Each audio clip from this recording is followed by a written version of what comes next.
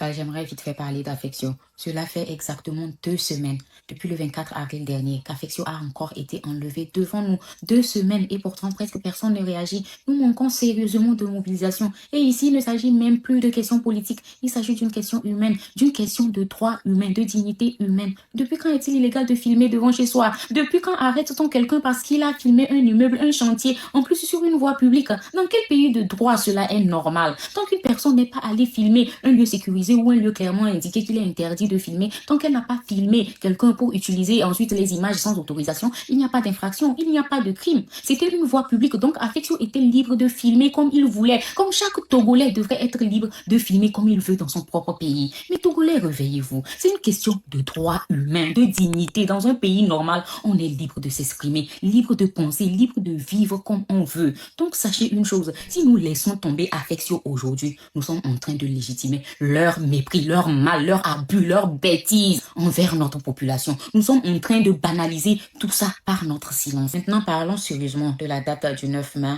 meeting appelé par certains partis de l'opposition. J'aimerais d'abord vous rappeler que Madame Adjamabo de la DMP, Nathanaël Olympio de Touche pas à ma constitution, la LDP et autres partis politiques avaient formé une coalition parce qu'ils avaient compris que l'union fait la force et nous n'attendions simplement qu'une date. Oui, ils étaient déjà actifs. Certains membres de cette coalition étaient très actifs, sont des membres très engagés, très actifs de cette lutte depuis des années, mais nous ne les soutenons pas assez. Et l'énergie que nous mettons à critiquer devrait être investie pour faire passer leur message.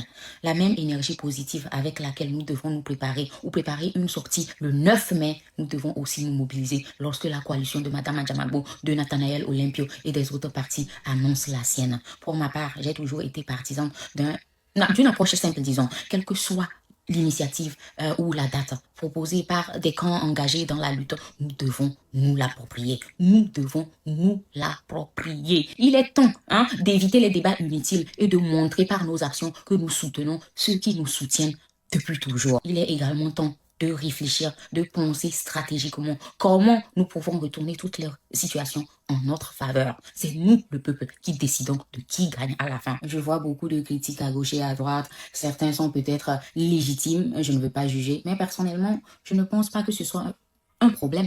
Bien, je ne vois pas où est le problème. Si vous avez réellement la conviction et l'engagement nécessaire, peu importe la personne qui appelle, vous devriez sortir. Je ne sais pas si cet appel est légal ou autorisé, puisqu'on sait que les manifestations ne sont pas autorisées dans ce pays.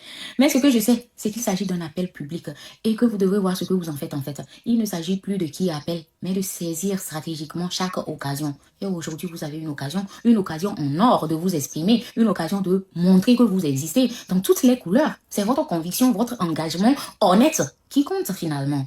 Mais moi, à votre place, je sortirai parce que je ne suis pas dans cette lutte pour un parti politique ou pour une quelconque personne. Je suis dans cette lutte pour un Togo meilleur pour nous tous. Dans cette lutte, j'ai le droit de travailler avec qui je veux, quand je veux, tant que cela va dans le sens du changement et de la liberté que je veux pour mon pays, que nous voulons. Et ce droit, vous l'avez aussi. Moi, personnellement, je suis pour l'union sacrée dans cette lutte.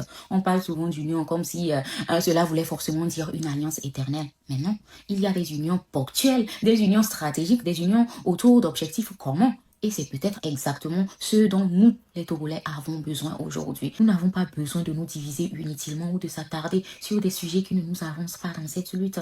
Non.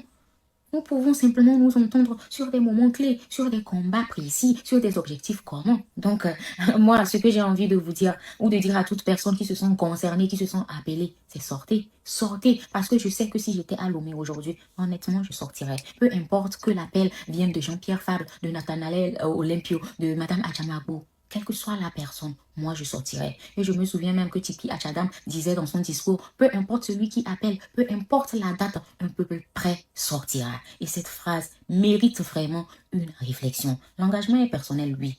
Mais une action collective autour d'un objectif commun ne peut qu'aboutir. C'est ça la force de l'union. Et c'est ce que le régime de Faure et Sozina Nyasingbe ne veut pas voir. C'est ce qu'il redoute. Un peuple uni et conscient. Pendant qu'on distrait la population avec des décorations et des cérémonies, pendant qu'on allume des flammes de l'indépendance et qu'on met en avant certaines figures illégitimes là, le véritable enjeu reste la 5e République là, parlementaire là, qu'on cherche à installer et à renforcer. ouvrez les yeux.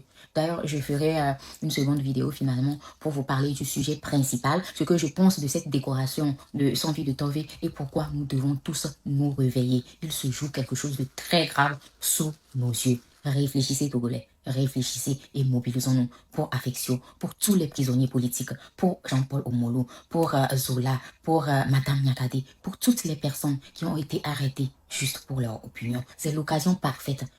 Bonsoir à tous, c'est Soliman.